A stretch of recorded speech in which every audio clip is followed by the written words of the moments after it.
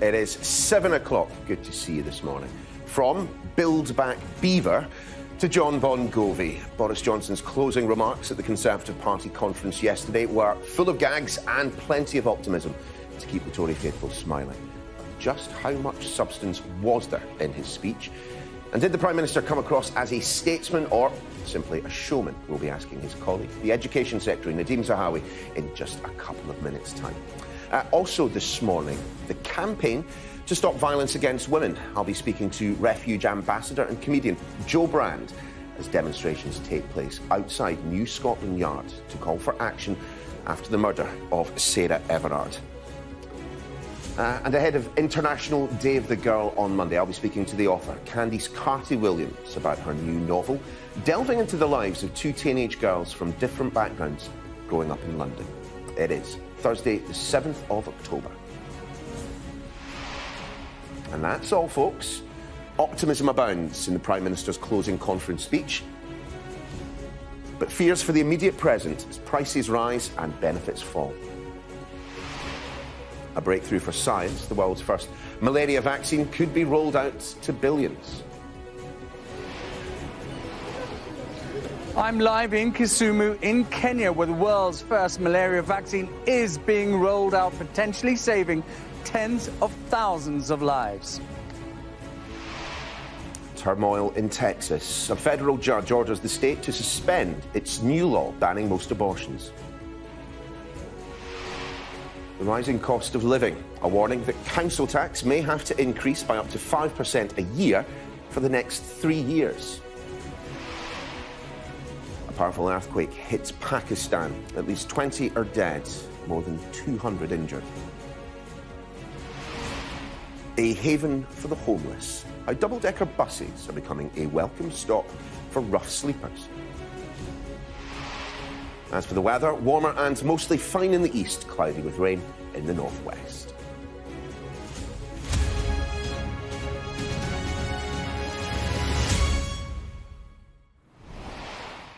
Morning all. The Prime Minister closed the Conservative Party conference with a characteristically upbeat speech, pledging a bold, gutsy programme of reform for the country. But for all the talk of a brighter, more prosperous future, there are many who feel we didn't perhaps hear so much about the issues of the now: rising prices, a persistent supply crisis, and fears of a pretty bleak winter ahead. All that against the backdrop of the cut to the universal credit uplift coming into effect for, well, millions of lower-income households. Well, let's take a quick look at the reception the speech has received, and I think it's fair to say that it has been somewhat mixed in the papers this morning. Here's The Guardian, its headline, "Vacuous and Bombastic," quoting the Adam Smith Institute there. Also low ratings from pro-Brexit business leaders on the front page of The Times. They say they're being treated like sponges, soaking up the rising costs. Questions from up north as well. The Yorkshire Post asking, where's the detail? They report disappointment at the lack of any plan for regional rail. But it certainly wasn't all bad. The Telegraph leads on the pledge to protect green areas from new housing, which they expect will please many Conservative voters. And I think it's pretty clear to see what the Express made of it. They thought that Iron Man Boris, that's a good name that, delivered a barnstorming performance from the Prime Minister, packed with energy and ambition. Well, let's bring in our correspondent, Ali Fortis. Good morning, Ali. Look, we've gone through the papers there, and it's clear there is a range of views on the Prime Minister's speech. Perhaps as much as anything else, it was a speech to the conference hall as the country. Yeah, that's right. I mean, as you say, you only need to look at the papers to see there has been a frosty response from many businesses. But yes, that's right. It went down really well in the Conservative conference hall. This was an auditorium specially built for Boris Johnson. He has a very secure position right now in the party, and it was a very Johnsonian speech, if you like. Lots of slogans, lots of laughs, but less in the way of policy. And there is this tension between what's going on in the Conservative conference hall and what's going on in the outside world. There are these concerns about the supply chains that are very real, about labour shortages, about high gas prices, high fuel prices. And I think his optimism optimism did jar with many businesses and many voters at home as well. And certainly the sense that you get from businesses is they do feel slightly like they have been abandoned by a party that's meant to be the party of business. He says this is about moving to a high-wage, high-productivity economy. He wants to make this an argument about immigration, about not pulling the lever on uncontrolled immigration. But I think it's a gamble as to whether that will push people away, certainly in the short term, if we get to a very difficult winter.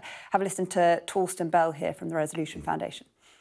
The policy choices they're making are making that cost of living crunch particularly bad for lower income households, because for them, not only are their prices and bills going up, but their incomes are actually coming down. And they're coming down a lot. I mean, we're talking about 1 million households losing 10% of their disposable incomes. These are huge effects for some households, and they will be much bigger than, for example, the effects of the national insurance rise that the population as a whole will feel in April next year. And actually, they'll be bigger than the energy price rises that everybody's feeling. So we've got costs going up for everybody, and we've got incomes coming down for the kind of bottom 4 million households in the country in terms of their incomes. And that is a really worrying thing to see.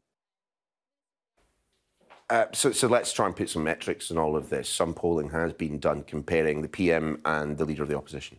Yeah, that's right. So this is exclusive polling from Opinium for Sky. And as you said, compared Keir Starmer, the Labour leader, with Boris Johnson. Keir Starmer's speech last week, it asked 1,305 people what they thought of those two speeches, looking at different snippets from it. And it asked them whether they agreed with the content. On that, 51% agreed with the Prime Minister, but it was higher for Keir Starmer. 63% said they agreed with Keir Starmer.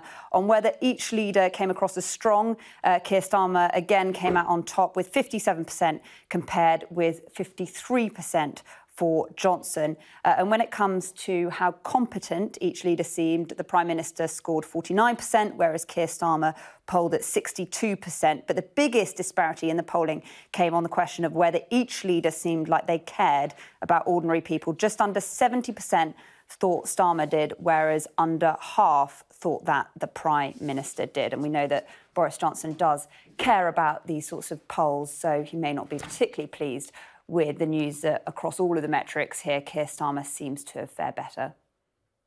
Ali, thanks very much indeed. And by the magic of television, the Education Secretary, Nadhim Zahawi, joins us in the studio. Minister, good to see you. And, of course, congratulations on the new job. But let's dwell on what we heard. And indeed, what we didn't hear from the Prime Minister yesterday. Was it a mistake for Boris Johnson not to mention in his speech three of the big live issues for the country at the moment: supply shortages, petrol queues, and the biggest overnight cut in benefits that we have ever seen? Well, I think what he did talk about is skills, which is very much my department, Department of Education. He spoke about the levelling up of opportunity. We've announced a £3,000 effectively bonus to early teaching candidates who we can retain in years 1 to 5, and hopefully in those areas of the country that the children need the most. We announced £500 million to help those who will find it most difficult with their fuel bills, with the utility bills, because of the gas price increase that's obviously global because the global economy is rebounding. That was all during party conference, or the beginning of party conference. Sure. But these are issues that have been on the front page of every newspaper for weeks now, and the Prime Minister pointedly didn't mention them. The day after a Prime Minister's speech to party conference, we generally have page after page of analysis in the newspapers of the policy announcements that are made. Instead, we have page after page of the jokes that he made. It's worth remembering that literally a few weeks before party conference, he announced probably the biggest and most important policy that successive governments, including Conservative governments, I have to say, were unable to deal with or deliver, which is adult social care. £36 billion going into fixing. We know all this. And that was a massive announcement. I'm sorry, Minister, but we're talking about the speech yesterday. I hear you, but I'm just saying, put it in perspective, right? Only literally a few weeks before party conference, we announced what is, I think, an extraordinary achievement by a Prime Minister. Ever since I joined the Conservative Party, successive governments, Labour and Conservative, they'll deal with it, and they never dealt with it. I understand this, but there is more than a degree of frustration, particularly amongst people who are working, looking for work, but on universal credit, that he didn't mention it. It was, as I've mentioned, the single biggest cut to welfare that we have seen in this country, and he couldn't be bothered to mention it as we enter into colder winter, with fuel prices rising, with food prices rising, you know, and with jobs, let's just say, for some people at a premium. And it's really important to remember that as we arrived in Manchester, we announced £500 million for winter for those families that will find it most difficult on their fuel bills, on their utility bills. We mentioned this yesterday. According to the Legatum Institute, 840,000 people, including almost 300,000 children, are going to be pushed into poverty as a result of the universal credit uplift ending. And he didn't mention it. I'm asking the question again that I started with. Why didn't he? Why did he choose to skirt the biggest political issues of the day? Well, this is where I would respectfully disagree, because, one, we announced literally as we were arriving in Manchester £500 million for those families for this winter. By the way, on top of the winter fuel allowance, the warm homes grant, all the things for the most vulnerable families to be able to help them over winter months. The £20 uplift was always temporary. Now, it was an important part of the 400 billion. It was about 9 billion of the 400 billion that Rishi Sunak wrapped his arms around the people who are most vulnerable on the lowest pay, many of them on universal credit, through the pandemic. But as we come out the other end, where we're seeing jobs market being incredibly dynamic, there's 2 million fewer people out of work today than forecast through the pandemic. 4.4 million households with 3.3 million children seeing their incomes drop by more than £1,000, and the Prime Minister can't be bothered to mention it. The reason I keep pushing on this point, is it has felt at points during this party conference that the Conservatives have been, somewhat out of touch. I mean, you had Therese Coffey, singing along, at the point at which the universal credit uplift was removed, singing along at a karaoke event. You've got another colleague, Peter Bottomley, talking about the grim struggle of living on an MP's £82,000 a year salary.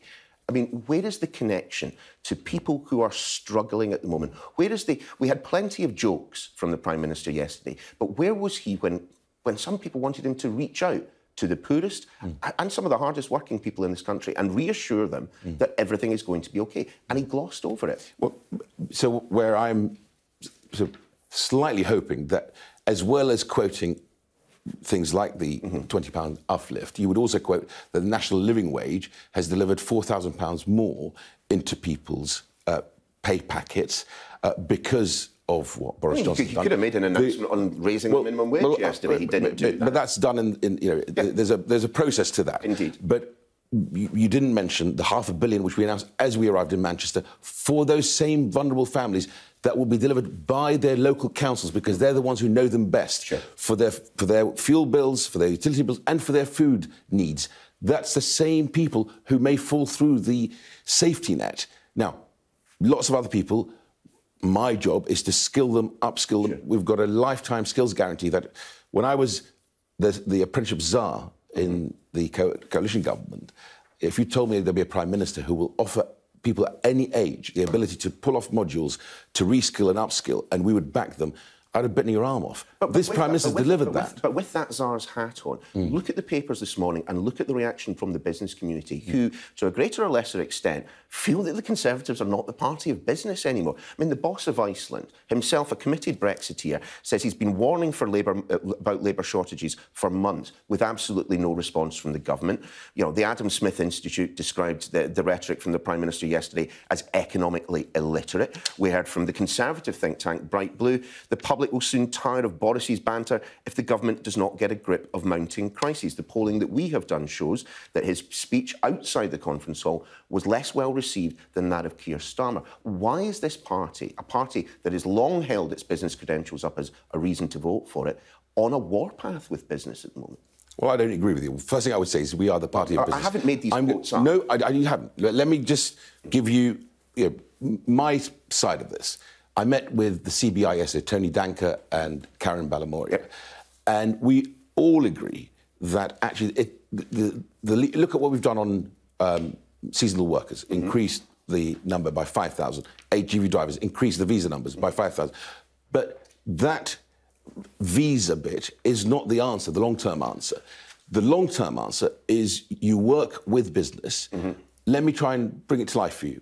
In the food industry, I went to Wilmore, which is in my constituency, one of the biggest suppliers of fresh food and veg to the supermarkets. I said, how are you doing? They said, we're doing well. Yes, there are pressures because of all the issues that you've just described, but because of Rishi Sunak's tax break for us to invest in equipment, we can get 25% of that back. We're investing in equipment and upskilling and reskilling and increasing the wages of our people because they're going to have to work with automation. And by way of contrast, the Federation of Small Businesses says it's equally remarkable to hear the benefits of a low-tax economy vaunted when the government has just signed off a hike in national insurance contributions, which we estimate will cost at least 50,000 jobs. So what I would say to everybody is, look, let's work together. We've seen retailers who've invested in technology and have done really well. Others, like Topshop and Topman, didn't make that investment and haven't done so well. We've seen SMEs take advantage, £100 billion of grants and loans to support SMEs. That is what this government is doing to help business. Let's do this together. Let's produce that high-wage, high-skilled economy because it is doable. Let's talk then on your brief. There was a policy exchange event that you spoke at on Sunday in the fringe of the conference. You were asked whether or not you planned to get school children to wear masks. You said, we have got contingency plans in the department if we see further disruption. Do those contingency plans include a return to children wearing masks, perhaps even a return to bubbles? So the good news is that, and thanks to the brilliant teachers and support staff and parents and children, 99% of schools are open. Attendance has gone up. The last set of figures I looked at was about 90%. That obviously will fluctuate depending on infection rates. Yep. But my priority is to protect education, keep those schools open. Rachel D'Souza, the Children's Commissioner, had a 500,000 survey of children at school. 2,500 children of Gypsy and Roma families, 16,000 of SEND. They all said they want to be back at school. They value that interaction with their... come on, tell me. Masks, so we masks have and got, bubbles, come on. So we've got a contingency plan, as you would expect me to do, as especially being the Vaccines Minister. Does it contain It contains lots of contingency, including masks. Yeah. Absolutely, but at the moment, I don't want to return to bubbles because actually you saw the fall-off in attendance, which really does harm mental well-being, mental health of children. You saw it in Rachel D'Souza's survey, and I don't want to return to that. And my priority is to protect education and keep schools open and children at school. We are all very fond of recycling these days, no more so than yourself, with this £3,000 uplift for teachers. This was a policy that was binned a couple of years ago. It's a policy that worked. This is different and better because the teachers will be eligible for 5 years to be able to take advantage of that, up to £3,000 if they stay in the profession, in maths, in chemistry, in computing, in physics, in the schools that most need them. Sure. Just on ventilation, though, where are we in terms of the pilot programmes, the getting the CO2 monitors into schools, and possibly we're getting to a stage where schools can't simply have the windows open anymore. So what are we doing about that?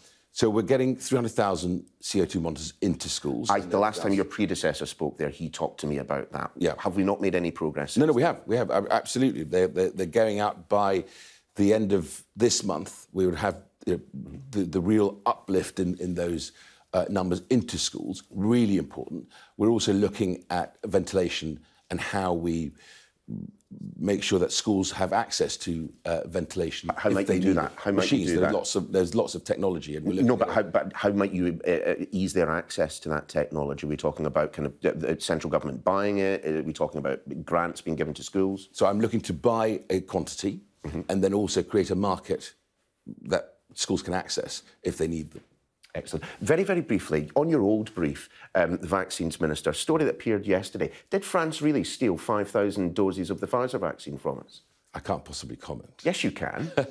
Look, we had a challenging situation with the EU Commission. We always took the view that we don't block any exports of any vaccines from the UK. The way we got our vaccines through having good contracts, and Kate Bingham did a brilliant job, as did the Vaccines Task Force as a whole, in delivering those contracts. And the EU Commission worked with us on making sure our supplies from Belgium, Pfizer and elsewhere worked well. And of course, we did everything we can to help France and other countries as well. Well said, Minister. Good to see you this morning. Thanks for being with us. Thank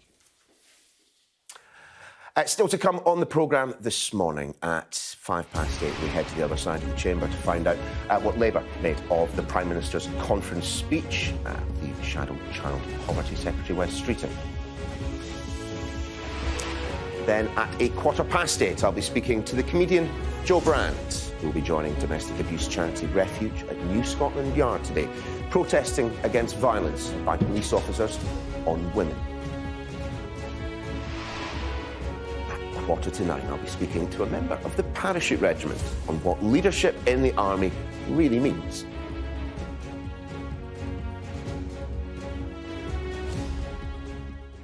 It has been called historic. The first vaccine against malaria could be rolled out to billions of people, saving tens of thousands of lives every year. The breakthrough ends a 100-year quest to find a jab for one of Africa's biggest killers. One of the worst affected countries is Kenya. Around 70% of the population there is at risk from malaria. There are an estimated 3.5 million new clinical cases and 10,700 deaths each year. More than a third of households don't have access to nets treated with insecticide. We visited Kenya to find out the scale of the problem there. Sky's health correspondent Ashish Joshi is in Kisumu for us this morning. Ashish, you'll correct my pronunciation, I am sure, but this truly is a breakthrough moment for Africa in dealing with vaccine.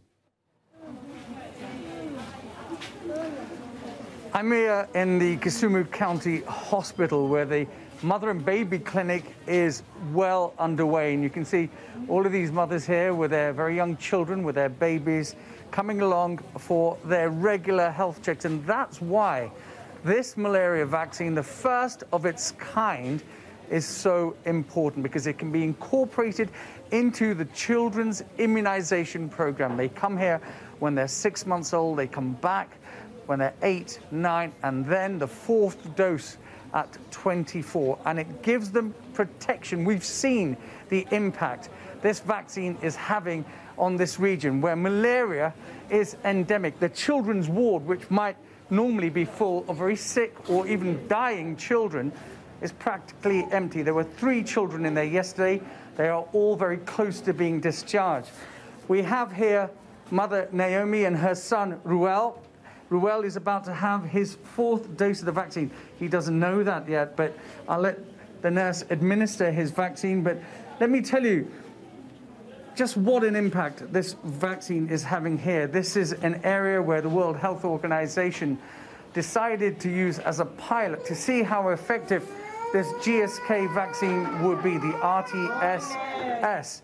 It is having a major impact. Let's talk to Naomi now. She's consoling Ruel, who's had his injection.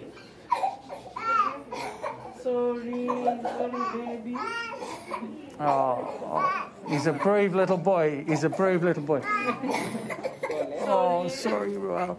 Naomi, this is his 4th injection. You must be very pleased that your son is now vaccinated against malaria. Yes, I am. What does it mean to you? It means that you will not have malaria. You know, this area has it's a malaria pandemic area. Even if in case he has malaria, it will not be severe. I'm just happy the baby is vaccinated against malaria. The take-up of the malaria vaccine is very high, 80 or 90% in this region. Parents want their children to be vaccinated, don't they? Yeah, they do.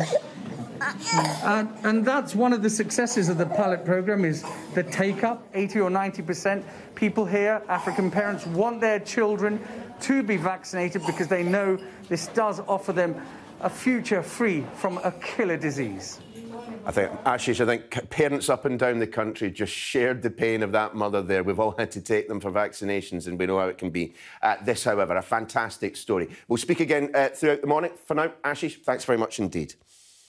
And now, a federal judge in Texas has suspended a new law in the state banning abortions after the 6-week mark. The so-called Heartbeat Bill is the most restrictive abortion law in the United States. Well, let's speak to our US correspondent, Greg Mylan, who's joining us now. Morning, Greg. Just explain exactly what has happened in terms of this legal process for such a seismic decision by the state legislature to be overturned. Yeah, and this is the first legal victory for those who are opposed to this law. A judge in Texas suspended enforcement of that new law while lots of legal challenges go through. He said it denies women their constitutional rights because having an abortion is legal under US law. He called it an offensive deprivation of those constitutional rights. And the Attorney General, the White House have all welcomed that decision. It might be short-lived because Texas has already, within hours, has filed an appeal against that decision, and they filed that appeal to a court that has already upheld the right to put that law into place. So this decision is likely to be overturned in the next few days. And abortion providers probably weren't going to resume their work because they still fear being prosecuted. But this is the most restrictive law in the US. And what's extraordinary about it is it gives private citizens the right to bring these prosecutions, not prosecutors. Private citizens bring these prosecutions and can win damages against abortion providers, those who aid or abet abortions, as it's described. They can win damages of $10,000. It's been described as a bounty, vigilante justice. It's already had an impact in the numbers of people being seen at abortion clinics in Texas, down 80% in the first few weeks of this law, and a surge at clinics in neighbouring states like Oklahoma. It's a massive cultural issue. We saw at the weekend a massive number of women's marches across the United States opposing laws like this, and there are lots more in the works in other Republican states. So it will end up at the Supreme Court, but there are lots of twists and turns on the way there. Certainly were. Greg, many thanks indeed. Now, an influential think tank has warned that council tax might need to rise by up to 5% annually for the next 3 years. Let's bring in Sky's Laura Bundock, who's in the newsroom, been taking a closer look at this. Explain exactly how they've arrived at this figure, Laura. Yeah, well, they've been looking at funding levels and making predictions based on the amount of money councils will need once you factor in everything.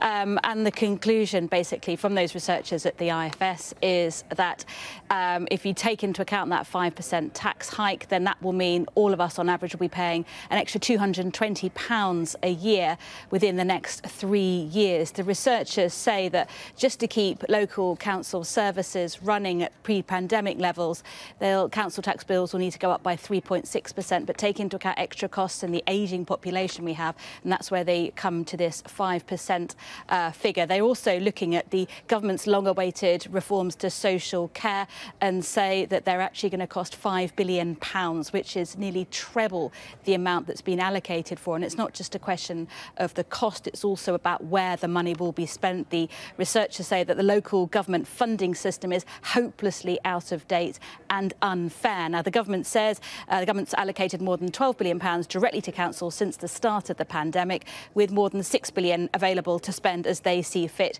But the IFS is predicting if the councils don't get billions more, then they could be faced with having to cut services. They certainly could. Laura, for now, thanks very much indeed. Let's take you through a few of the other stories making the news this morning. And at least 200 people have been killed and more than 200 injured after an earthquake in central Pakistan. The 5.7 magnitude quake struck close to the city of Quetta, near the border with Afghanistan. Local authorities say more than 100 houses have collapsed and a large number of buildings were also damaged. A judge in the United States has agreed for the Duke of York's lawyers to receive a copy of a 2009 settlement that they believe will nullify the civil sexual assault case.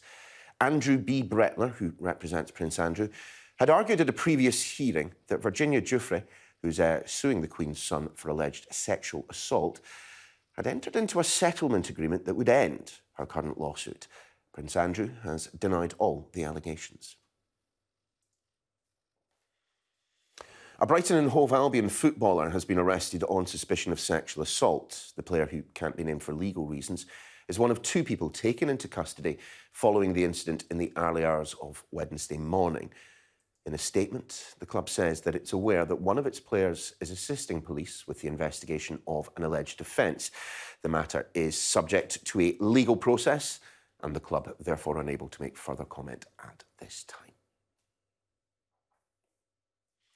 Edging towards the weekend, let's see how the weather is looking. And it is set to turn warmer over the next few days, but it will be windy at times with rain in the north and west. Quite mild and cloudy at the moment, with hill fog and patchy drizzle in the north and west, and heavier, more general rain for many northwestern parts. Central and eastern England will remain dry, with sunny spells developing widely through the morning. Elsewhere, it'll stay rather grey and damp, with outbreaks of sometimes heavy rain moving through the northwest.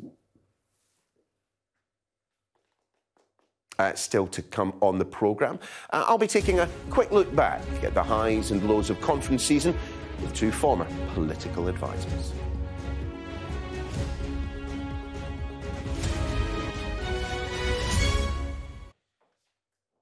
Welcome back. The Prime Minister's closing speech to the Tory conference yesterday was welcomed by delegates, but perhaps not so much by the world of business. A few minutes ago, I put some of their words to the Education Secretary, Nadhim Zahawi, and asked why the so-called party of business seems to be at odds with so many bosses.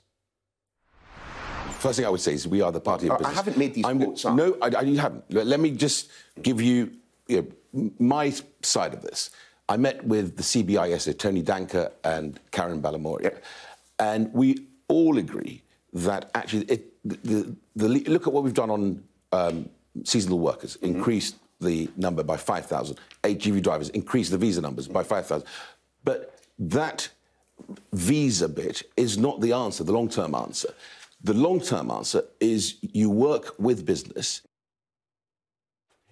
Well, let's bring in our correspondent, Ali Fortescue. And Ali, look, Nadhim Zahawi is a man who knows a thing or two about business. He wasn't giving much away, but even he will know that that speech was not necessarily particularly warmly welcomed by a number of key figures in that community. Absolutely. I mean, a frosty response. You only need to look at the front pages to see there's been a frosty response from businesses. The boss of Iceland, who's a Leave voter, saying that businesses are being treated like sponges, effectively suggesting that the government are abandoning businesses. And you heard Nadhim Zahawi there talking about the visa scheme for 500 drivers. There is a shortfall of 100,000 HGV drivers, so still a long way off. And those are very real concerns around the supply chain, around the labour shortage, and the Prime Minister talking about this big economic shift towards a high-wage, high-productivity system. I think that has jarred with a lot of businesses who think that he's taking a real risk in the short term and that we are heading towards a very difficult winter. And worth saying too, when he was talking about the universal credit uplift, he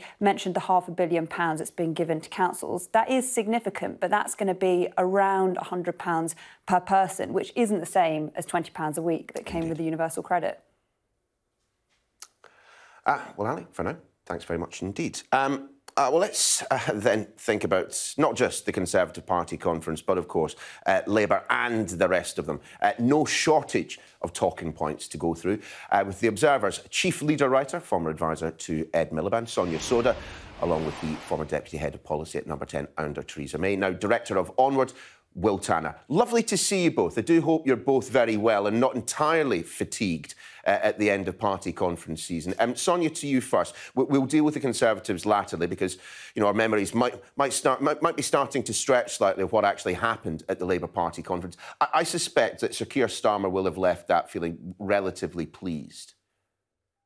I think so. I think there were a couple of things that went well for him that he will be pleased about. So first of all, you know, this won't make much difference to external perceptions of the Labour Party, but Keir Starmer did get through a package of reforms, quite internal-facing reforms, that are actually pretty significant. So they got through a reform that makes it much harder for sitting MPs to be deselected by an unrepresented sort of group of members in their local party. And MPs have sort of said over the last 5 years how worried they've been about that after rule changes that were brought in by Jeremy Corbyn and the left of the party. That might free those MPs up a bit.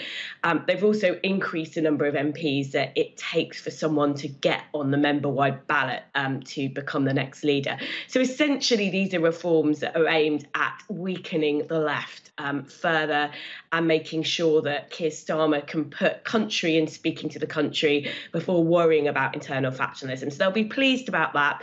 I think Starmer will also be quite pleased with how his speech went down. So, I have to say, I think expectations were a bit low going in, because he's not always the sort of most charismatic of performers. But it was a really good speech, and it shifted Starmer to talking about things that really matter to people in the country. So not enough good schools in their local area. It's really hard at the moment to get any action if you're a victim of crime, because the police are so under-resourced, the courts are so under-resourced. So I think Starmer's team will have come out of that conference feeling pretty pleased. It hasn't had much impact on poll ratings, though, is a health warning, but we may not have really expected that to happen yet. Well, we'll see. Things sometimes take a little while to work through the pipework. But, Will, I mean, would you agree with all of that? I mean, yeah, Keir Starmer did get some of his reforms through. He didn't get all of what he wanted to get done past conference. He also managed to lose a member of the shadow cabinet at a time when, plenty of people were being rather more concerned, not about, internecine warfare in the Labour Party, but about not being able to get petrol out the pumps. Well, I think Sonia is right in some respects. Clearly, this was a conference where Keir Starmer wanted to get his house in order, and he did, I think, broadly succeed in doing so. But the central problem was that the visual effect of that for people not at the Labour Party conference and not engrossed in Labour Party detail is it looked like a conference at which the factions of the Labour Party were still battling amongst themselves. As you said, we had a shadow cabinet minister resign over the proposed £15 minimum wage that conference was voting on. And we had lots of kind of briefing between different elements of the shadow cabinet, including Angela Rayner and her kind of accusation that Tories were scum. So it didn't look like a particularly harmonious conference. And it also didn't centrally address the central problem that Keir Starmer has, which is a failure to connect with the British public and to set out a narrative that resonates with the British people. He did talk about some good things in his speech, as Sonia said, schools, mental health. Those were welcome policy announcements. But he hasn't yet found, I think, that central message that is going to win over all of those voters in the former Red Wall that Labour lost at the last election. And unless he addresses that, it's all for nothing. Sonia, let's move on to the Conservative Party conference. And I'm going to stick my neck out here and say that there's probably quite a bit that you were not desperately pleased with. But just to compare and contrast between what we saw at the Labour conference, I mean, there wasn't much harmony on display at the Labour conference. Surprisingly, for a Conservative Party conference, for once, pretty much everyone was singing from the same hymn sheet. Yeah, and I think that's a sign of where we are in the Parliament, and the fact that Boris Johnson 2 years ago, delivered an 80-seat majority. And despite a whole load of things going wrong for the government, including the awful death toll that we've seen in the pandemic and some really bad mistakes that were made around care homes, including what's going on at the moment with the fuel shortage, forecast rising fuel prices. The government really does seem to be getting away with pushing the blame for all this stuff on other people.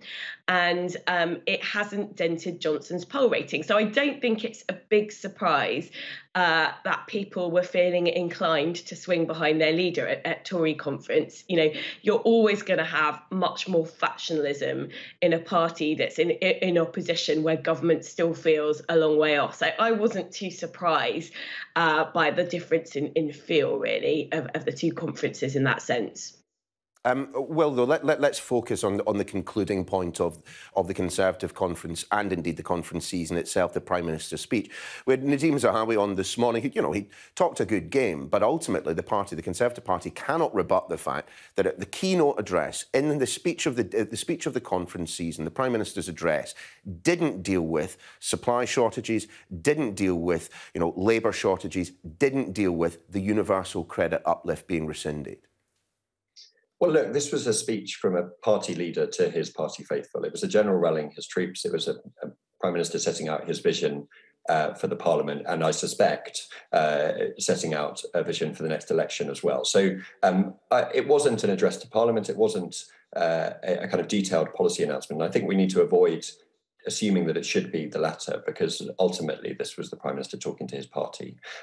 But I do think that the government does need to worry about some of the things you just mentioned. The cost of living crisis is a kind of a real risk for the government, and it needs to be incredibly careful about not loading too many costs onto voters at a very fragile point in our economy. I think actually what the government was trying to talk about at conference, this move to a high wage, high productivity, high skill economy, is the right thing to do. But in order to get there, we're going to need some detailed policy announcements in the Levelling Up White Paper and the spending review in the coming weeks. And so the devil will be in the detail. It is coming. It's coming in the next month. And that's, I think, when we can really judge the government on its plan, rather than the Prime Minister's address, which ultimately was always going to be a rallying of the troops. But I'm just too impatient for that, Will. I'm just too impatient for that. Guys, I'm afraid we're going to have to leave it there. Sonia Soda, Will Tanner, lovely to see you both. Thanks for joining us. Thank you. Now, 2 refurbed London buses are set to begin offering help to homeless people in the capital ahead of the winter months. The double-deckers will be offering free dental care, GP consultations, haircuts, therapy and employment support. As Sky's Shingi Marariki reports.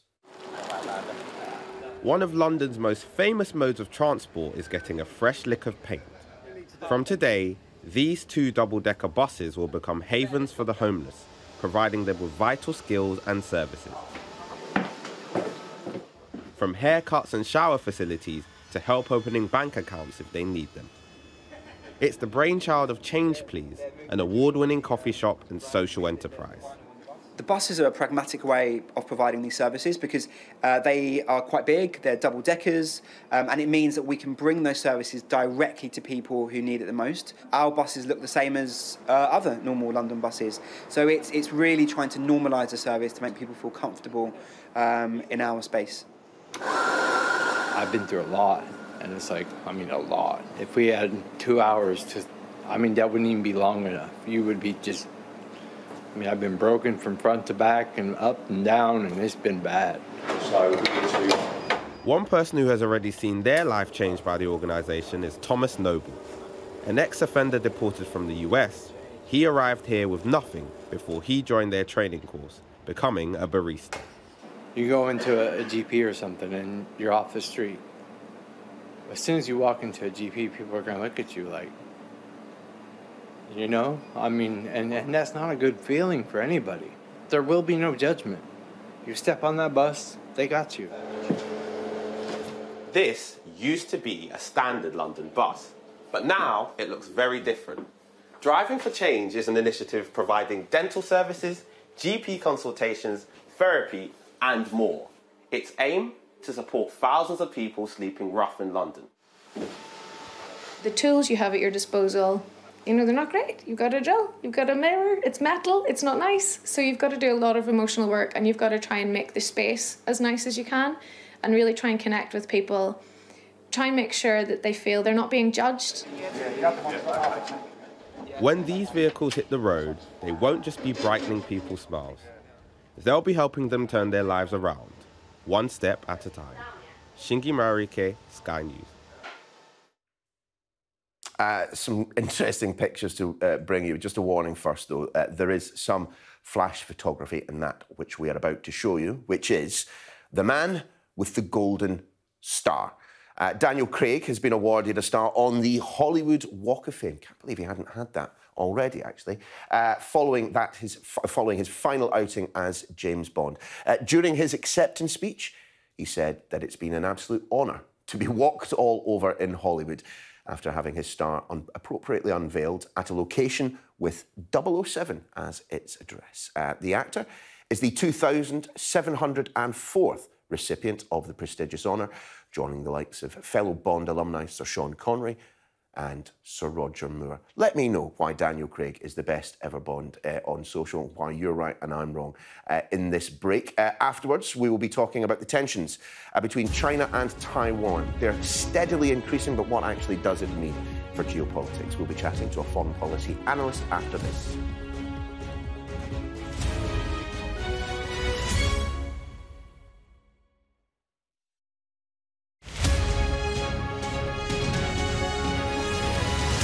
Hundreds of thousands of people have been displaced and are affected. And most of them, of course, are living in awful conditions, and hence the appeal from IOM, the International Organization for Migration, in respect of the types of stories that we are hearing from IDPs. As you can imagine, as internally displaced persons, they've lost absolutely everything, having to flee their homes and found themselves in these unimaginable circumstances, many of them living in dilapidated settings. I was in Tigray earlier this year, and you had thousands of people living in schools, disused buildings, some sleeping out in the open and exposed obviously to all the elements of changing weather, et cetera, et cetera. So the testimonies that we hear from the IDPs are extremely difficult and sad stories. Many of the settings in which they are living in can no longer be sustained, or the resources are running out to maintain those settings. So for instance, what you have is people huddled in very small and cramped places. There is very little access to water and sanitation. Obviously, people need access to clean water, to showers, to keeping clean. There is an issue around access to health services. We have situations of pregnant and lactating women, children, obviously, who need nutritional help and support, and also the psychological and emotional impact of the crisis. The $21 million that IOM, the International Organization for Migration, is appealing for only is to respond to the urgent need for new shelter and relocating internally displaced people from some of the very difficult and dilapidated settings they're in to new shelter. Now, IOM has, in the last few weeks, been able to relocate around 3,000 families, but it is very far from addressing the whole crisis. Earlier in the year, in July, IOM launched an appeal for around $70 million US dollars, and most of the funds that we need still have not been met.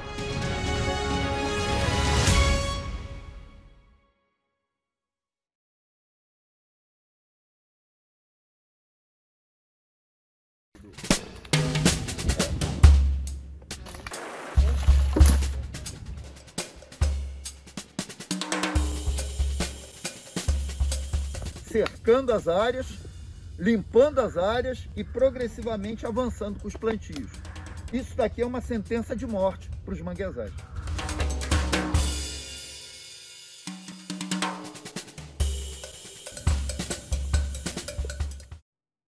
Did you know that if we make small changes to our lives, we can reduce air pollution by loads?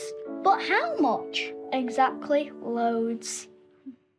Northern and western parts will be largely overcast with outbreaks of rain in the northwest and patchy drizzle and hill fog elsewhere.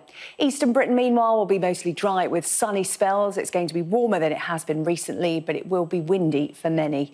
The afternoon will bring little change, with northern and western parts staying dull and damp into the evening. The southwesterly wind will bring clean air from the Atlantic, so the air pollution index, where 1 means low pollution and 10 means very high, will be low everywhere. The Air Quality Report, sponsored by Philips Air Purifiers. Taiwan's defence minister says that China will be ready to mount a full-scale invasion of the island by 2025. It comes days after Beijing sent around 150 warplanes into the country's air defence zone. An act, Taiwan says, shows China's continued harassment after more than 40 years of tensions. National security and foreign policy analyst Arash Aramesh joins us on the programme. Arash, lovely to see you this morning. And I wonder if we can start with perhaps the biggest question in all of this. Exactly what is China up to at the moment? China has been building up its military for the past decade. China has had this massive surplus of income, this revenue that has enabled China to invest a lot more in its military. As you know, the Chinese military was always a large military in terms of numbers alone. But numbers alone don't get you sort of superiority in the battlefield or in the air or in the oceans. You have to have quality. So it's not just quantity. They've been upping their game in terms of quality by developing new fighter jets, by developing new bombers, by developing new naval and air assets. And now they are showing off and also threatening their regional, not ally or nemesis, but part of Chinese land that they claim to be part of People's Republic of China. Remember, we're talking about China, the People's Republic, and then Taiwan, the Republic of China. So a country that claims to be independent, a country that has U.S. support. So it's part of it is also it goes back to sort of these tensions between Taiwan and China, but overall it's Chinese sort of signaling to people to rivals in the South China Sea, to rivals in the Pacific Ocean, to rivals in the Straits of Taiwan, that the Chinese military is there, is ready, and it's acting aggressively. And I think it's a huge signal to the U.S. administration, to the Biden administration, and to our allies, Western countries in the region, and Western countries with presence in the region, that China is acting more aggressively, and we have to nip it in the bud. Yeah, just on that point then, Arash, I mean, how close then in your mind might we come to conflict in the region? As you say, the Chinese are behaving very aggressively at the moment, and when you behave aggressively, sometimes mistakes can be made. Absolutely. I mean, don't forget that no one expected to see a World War I, 1914, to take place after the assassination of the cousin of the emperor, or of the nephew of the emperor. No one expected certain major world, events happen, or the Bay of Tonkin, and so on and so forth. But mistakes do happen. Conflicts between major powers, the direct conflict, is usually rare. The Soviet Union and the United States never fought each other directly. It was a Cold War, but oh boy, was it cold? No, it wasn't really cold. It was hot. Korea, Vietnam, Afghanistan, you name it, Laos, Cambodia, many, many different conflicts in the Middle East, in Latin America. So was it really a Cold War? Maybe it was cold in Moscow and Washington, D.C., but it certainly wasn't cold across the globe. And so the problem with China, as China keeps growing, and as China becomes a global power, the West, and by the West, I don't just mean the European countries and the United States. I mean Australia, I mean Japan, I mean South Korea, countries that have a common bond and common values and share certain Western democratic ideals. These countries will have to unite, will have to rise up, and we'll have to stand up against Chinese aggression. Now, is it going to be a war between Beijing and Tokyo? I doubt it, but we can expect a lot more conflicts around the world between superpowers, US and China. Aramesh, I'm afraid we have to leave it there, but thank you so much for giving us your expertise. Appreciate it. Still to come, we'll have more on the backlash to the Prime Minister's conference speech yesterday.